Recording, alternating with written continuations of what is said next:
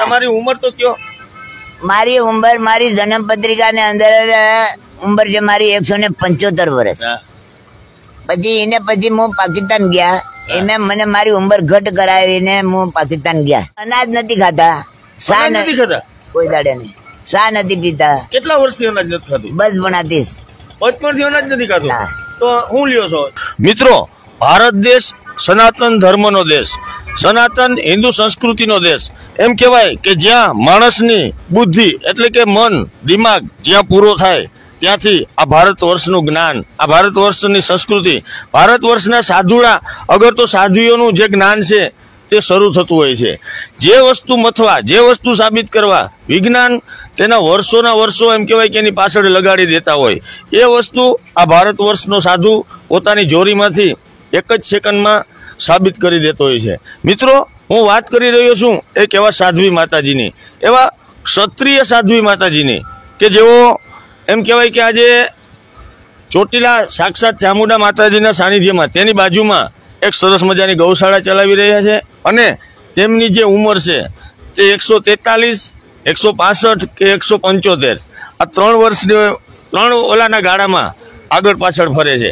પરંતુ આ વર્ષની આટલી વર્ષની ઉંમરે પણ તેમનું જે તંદુરસ્તી છે, તેમના ચહેરા ઉપરનું જે તેજ છે તે માત્ર ને માત્ર ભક્તિ અને તેમનું જે આત્મબળ છે તે સાબિત કરે છે. આપણે માતાજી સાથે વાતો કરશું અને તેમનું જે તંદુરસ્તી છે અને તેમની જે ભક્તિ છે એના વિશે થોડી વાતચીત તેમની પાસેથી જાણશું. માતાજી, જય માતાજી. જય માતાજી, જય માતાજી. તમારું નામ અને તમારી ઓળખાણ થોડીક આપજો. મારે અત્યારે સાધુ સમાજ ની અંદર મારું નામ છે શ્રી 1008 શ્રી મહંત ધારા દાસજી ત્યાગી અતીત નાગા અયોધ્યા છોટી છાવણી પરિવાર બાબા અગ્રવાલ દાસજી નો કુટુંબ અત્યારે હાલ में. और મારી જન્મભૂમિ જે 28 વર્ષની ઉંમરે હું સાધુ બન્યા. એટલે મારે દીકરાનું અપહરણ થઈ ગયું તો એમાંથી હું સાધુ બન્યા. કચ્છના મહારાણી, બરાબર છે. ડિગ્રી સરસ મજાનું એમ કહેવાય કે જે તમારો સાંસારિક જીવન છે તે ચાલતું હોય તો અચાનક જ આ ક્ષેત્રમાં કેમ સાધુ સમાજમાં કેમ આવી ગયા? સાધુ સમાજ ને મારે દીકરાનું 5 સાલ નો તો મારા દીકરાનું અપહરણ થયું હતું. મારા દીકરાને ગોતવા હાટે થઈને હું સાધુ બની ગયા. ત્યાંથી રજવાડા માંથી નીકળ્યા હતા તો મારો દીકરો મને મળી જાય તો હું જોગણ બનશું. મારો દીકરો મને ન મળે તો આત્મઘાત કરીને દરિયામાં ડૂબીને મરી જવાનું. મારા સસરાજીને કીધું કે વો બહાર નીકળો તો વિચાર કરીને નીકળજો, ફેરી રજવાડામાં નહીં આવવાનું. તો બાપુજી નહીં આવું તો કે અસલ રજવાડાની બેટી હોય તો ત્યાંથી લશ્કર લઈને નીકળે અને દીકરો ગોતે તો માનું કે હા રજવાડાની દીકરી. તો હું ત્યાંથી ઘોડા, ઊંટ, હાથી, બળદ ગાડી આ બધો શણગાર કરી અને ત્યાંથી હું આખું લશ્કર લઈને નીકળ્યા. અયોધ્યા માંથી મારો દીકરો મને જડ્યો. 2 વર્ષે મળ્યો? 2 વર્ષે મળ્યો કુંભ મેળા માંથી. મારા દીકરાને લઈને મારો દીકરો સાધુ ને હું સાધુ. અત્યારે હાલ મેં મારા દીકરાની ઉંમર છે 132 વર્ષની. 132 વર્ષની? હા, મારો દીકરો અયોધ્યા की जगह રહે છે કાઠમાંડુ પત્તરશિલા नेपाल में.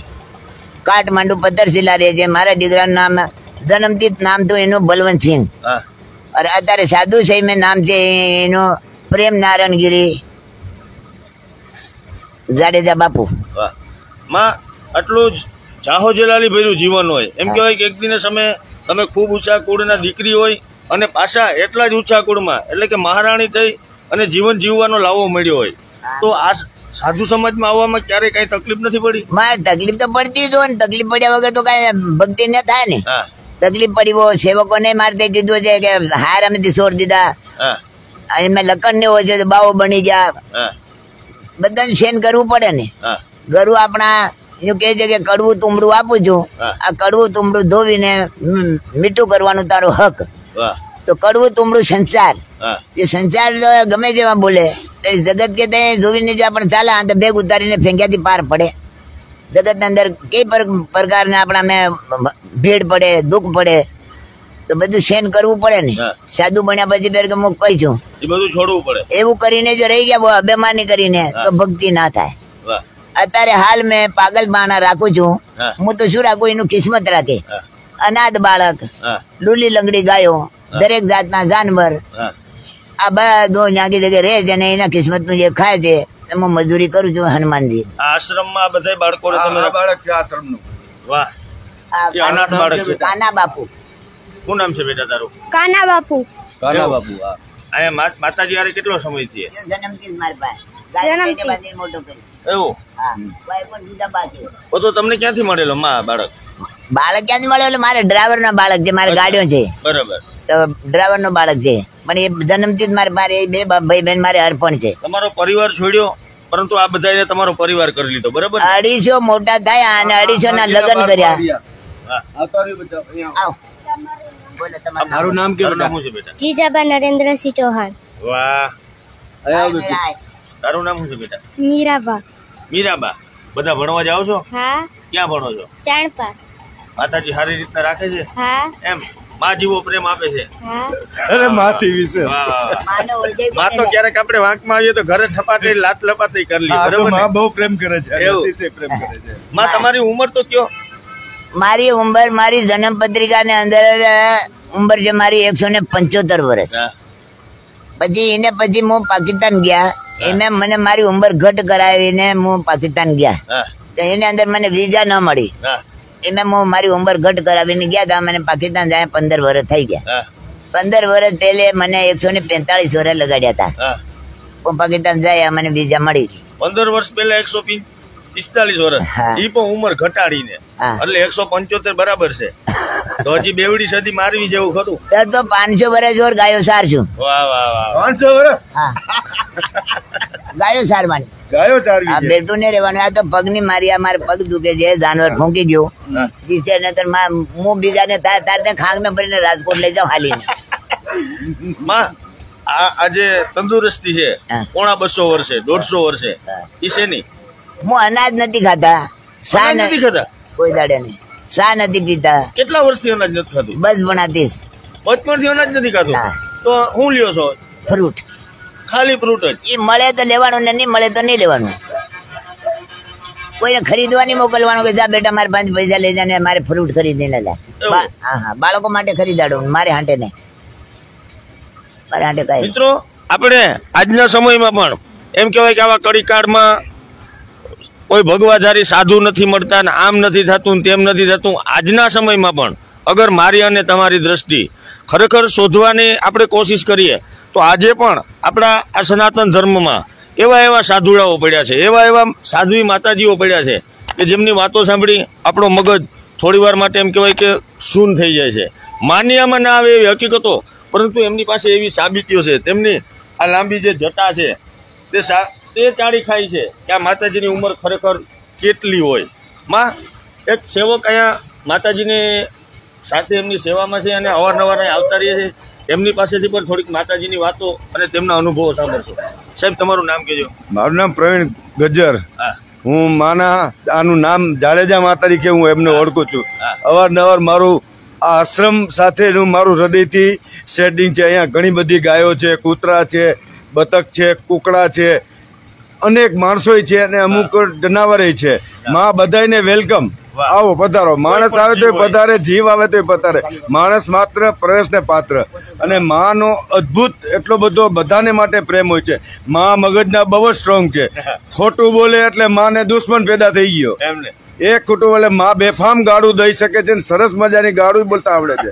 જૂઠું બોલ્યો એટલે મોહ, અને બહુ દિલથી રાખે છે, બધાને બહુ જ પ્રેમ કરે છે. અને મને મારી સાથે તો બહુ એક અદ્ભુત પ્રેમ છે, અઘટની પ્રેમ છે જેને કહી ન શકાય. હું ટૂંકા ટાઈમમાં માથી બહુ નજીક પહોંચી ગયો છું એમ. અને મારો ખુદનો ઈરાદો એવો છે કે હું મા સાથે રહું એમ. હું પોતે ઇલેક્ટ્રિકલ એન્જિનિયર છું અને છતાંય મને એમ થાય છે કે મારો વ્યવસાય છોડીને હું મા સાથે રહું એવો મને અંદરથી ભાવ પેદા થાય છે. ક્યારેક એવું થતું હોય કે થોડોક અત્યારનું જનરેશન છે, થોડુંક ભણી ગયું, 5 એકડા શીખી ગયો, એટલે આવી બધી વસ્તુથી ક્યાંક ને ક્યાંક દૂર ભાગે છે, દૂર વહી જાય છે. સામાન્ય આ સંત સમાજને સામાન્ય માણસ ગણે છે, પણ આની પાસે શું તાકાત છે ને એ તો આપણે શક્ય નથી કે આપણે કઈ કહી શકીએ. કલ્પના બહારની સપના જેવી વાત થઈ જાય છે. પણ ખરેખર મા પાસે અદ્ભુત શક્તિ છે, અખૂટ શક્તિ છે કે જેને કહી ન શકાય એવી એમ. અત્યારે અહીંયા લગભગ ટોટલ તો ગાયો 400-500 ગાયો હતી, પણ અત્યારે આ ત્યાં અવ્યવસ્થાને કારણે થોડીક ગાયો એમ માતાજીએ બીજે ક્યાંક મોકી છે. બાકી અહીંયા 100 ગાયો જેટલી તો છે. ગાયું છે, પછી કૂતરા છે, બિલાડા છે, જે કાંઈ પશુ પક્ષી આવતું હોય બધાને વેલકમ એમ. બધા પક્ષી ભેગા, કૂતરા, બિલાડા, કબૂતર બધા ભેગા રોટલા ખાય. કોઈ કોઈનો શિકાર નથી કરતો અહીંયા. કોઈ કોઈને શિકાર ના કરે. આ ગાડી મારે MP થી દાનમાં આવેલી છે. એક ભગત ને દીકરા નહીં થા, એને દીકરો જન્મ્યો, એને આ ગાડી દાન કરી. ટીવી મહિન્દ્રા. અત્યારની દીકરીઓ, અત્યારની બહેનો ક્યાંક ને ક્યાંક એમ કહેવાય કે ફેશન અને આજના યુવાનો વ્યસન, આ બેના ભરડામાં એવા આવ્યા છે. આયુષ્ય ટૂંકા થયા છે અને જે છે એ પણ તંદુરસ્તીથી નથી જીવતા. મારો તો હણગાર છે મારો. વાહ. આ મારો પહેરાવ, આ મારે તલક ને ચાપા ને માળા ને કાંઈ ને મારા ગુરુજી ને આપેલી આ એક ઘંટી છે મારા પાસે. આપણે સમાજને કઈ દેખાડવું નથી. દુનિયાને શું દેખાડવાનું? મારે જો મીરાબાઈ થા, એ દરબાર થા, રજવાડું છોડીને મીરાબાઈ બન્યા. ગંગા સતી, પાનભાઈ, બરાબર, અહેલ્યા માતાજી, અંસુયા માતાજી, એ આપણા જેવા માણસો જ થા. મારે એક જ તમન્ના છે કે એ મારી પ્રજાને કોઈને જોયા નહીં થા, ઇતિહાસ સાંભળેલો છે.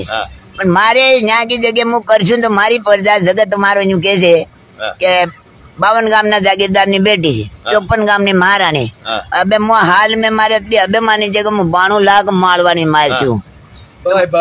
મારી પ્રજા નું કે છે કે આપણી માં કરી ગયા એ આપણાને જોયું. એનું મીરાબાઈ નું કોઈને જોયું નહીં હતું, મારું તો જોશે ની પરથી. ટૂંકમાં ઈ દાખલા તો બહુ જૂના થઈ ગયા. મીરાબાઈ ના દાખલા, નરસિંહ મહેતા ના દાખલા, આ બધા મહારાણાના બહુ જૂના થઈ ગયા. મેવાડની મહારાણીએ સાક્ષાત ભગવાન એનું ઝેર પીવા આવ્યો હતો, એ તો આપણે વાર્તાઓમાં ભજનોમાં સાંભળ્યો. પણ આજના સમયમાં પણ મારી અને તમારી હાજરીમાં પણ એવા લોકો છે કે 52 આજે 250 વર્ષે આપણી સામે અહીંયા એક તપસ્વી જેવું જીવન જીવે છે. અહીંયા એક સાધ્વી માતાજી થઈ તમામ પ્રકારના મોજ શોખ ભોગ વિલાસ છોડી અને એક સામાન્ય જીવન જીવે છે અને બીજા જીવ માટે પોતાનું સર્વસ્વ દાવ ઉપર લગાડી અને મારીને તમારી સામે સાક્ષી છે. મિત્રો, આપણે બીજું કાંઈ ના કરી શકીએ. ચોટીલા મંદિરની બાજુમાં જે બજરંગ આશ્રમ, અહીંયા અનેક રાજ ઋષિ આશ્રમ, સૂર્યમુખી હટીલા હનુમાનજી, બજરંગ ગૌશાળા, જીવ દયા ટ્રસ્ટ. શક્ય હોય જાડેજા માતાજીના નામથી આ આશ્રમ પ્રખ્યાત છે. તમે ગમે એને પૂછશો, તમને અહીંયા બતાવશે, એડ્રેસ આપશે.